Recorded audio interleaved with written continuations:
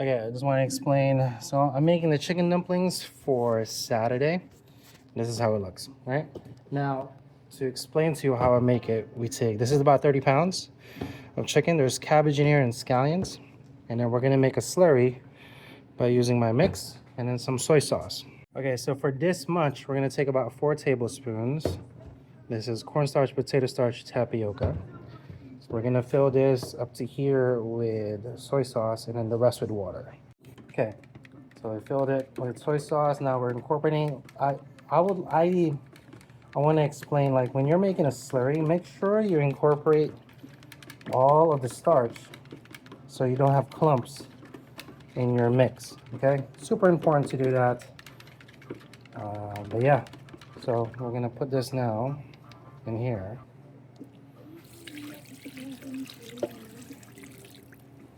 Okay, and then the most important step is to mix it, but we're gonna keep on mixing it till it looks homogeneous, meaning specifically in Chinese cuisine, this is called velveting. When you take a slurry and you mix it with your protein, you keep on mixing till it's like goopy. So hold on, give me a sec.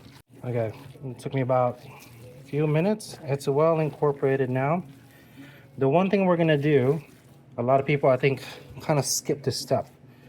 We're gonna just taste the thing. So we'll take a little starter because we can still adjust the seasoning now. So you want to adjust the seasoning now before it doesn't. So give me a sec. Okay, flipped it a few times. Pretty sure it's good now.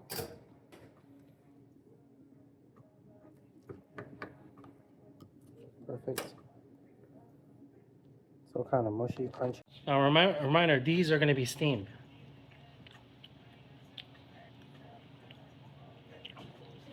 Great. It's just like it's seasoned enough that when you put, like, let's say people want soy sauce on top of it or something like that, that's exactly what you want. You don't want it to be fully seasoned because people like to put sauce on it, if that makes any sense. So you have to slightly under it to compensate the amount of other salt that others would put on top. So it's perfect. We're gonna portion it now, and then yeah, this is how I make the dumplings. Okay, so it's been a hot minute. Let's do some dumplings. Super simple. Don't gotta mess with it. Already washed my hands. This is a 1 ounce scoop. We're gonna fill it to the brim, literally overflowing. I'll show you why in a second. Gotta open this guy. So yeah, we had a couple of bad weeks here at the shop. Yeah, I'll link it to the top here, where I made 10 bucks all day. That was, I'm not gonna lie to you, that was aggravating. That is the easiest way to put it.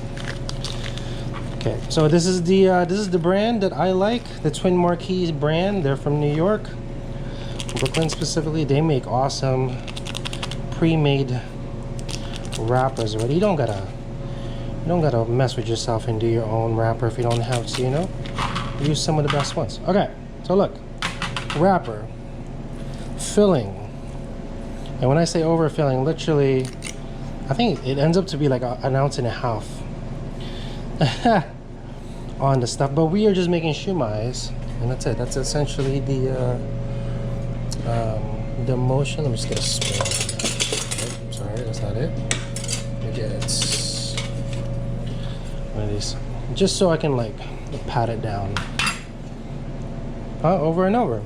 I figured we'd do a quick AMA.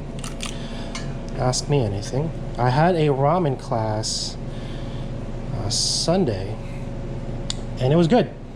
I think we're gonna completely, or I should say, I'm gonna keep on doing it. That's what I should say.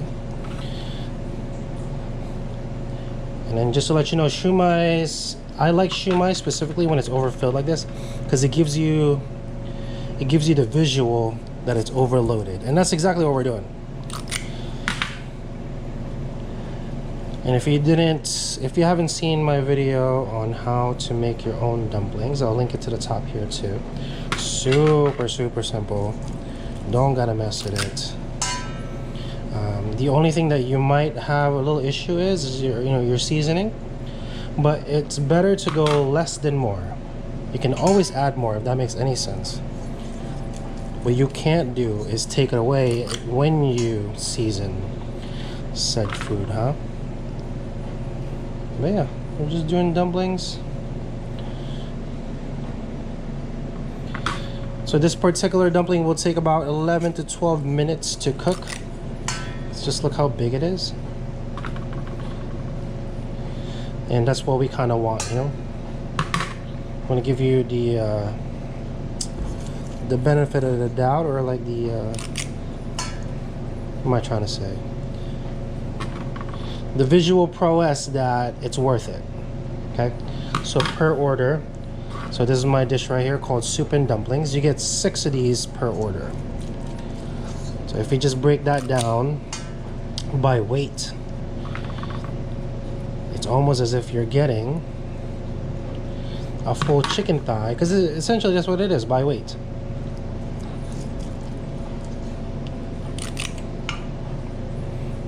Nine ounces, half a pound, a little bit more than half a pound.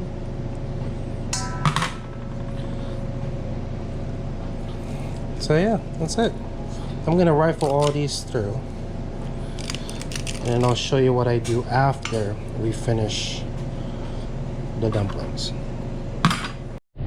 Okay, so we are nearing its end. We pretty much got almost all of it filled. There's only a couple left. So now what happens? So here's where a good thing where you just kind of do it with the one thing and you R&D it. I found, after doing so many of these, hundreds and thousands, probably millions by now, of dumplings, right? If you cook it from raw, that's cool too. However, if you leave it in its raw state, right? So let's say I'm gonna fire this 3 days later, the texture of the dough diminishes because it just technically sits in a walk-in, right? It dries out, even if you cover it. So the most efficient and most consistent version of this is we're gonna freeze it. So that's what's gonna happen. So we got the stuff now, and this is gonna go into our freezer walk-in. And then once it sets up, I will then do the labeling for it. And there you go. Okay. Again, do with that information as you will. That's totally up to you. This is the cool thing about restaurants, is I have the time to do all of the R&D. And I found, after thousands of cooking of them, that if you freeze it and then you cook it, you have the most consistent version of the stuff. So let's go wash my hands real quick. I got another bucket, but I just wanted to show you.